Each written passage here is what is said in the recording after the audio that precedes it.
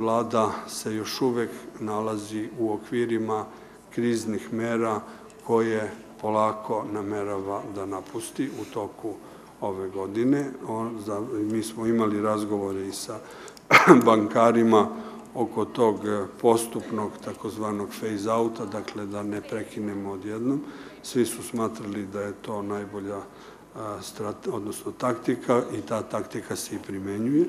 Znači, to je ono što je i dogovoreno sa Međunarodnim monetarnim fondom i sa druge strane stvaramo jednu ozbiljnu strategiju koja će obeležiti pravce naše ekonomije u narednom srednje i dugoročnom periodu. Za sada je vizija za narednih 10 godina.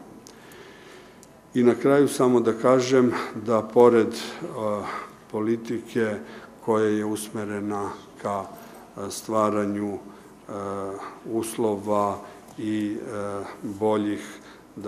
boljeg ambijenta za investicije, mi moramo da vodimo računa i o socijalnom trenutku u kome se nalazimo, da pomognemo najugroženijim kategorijama stanovništva.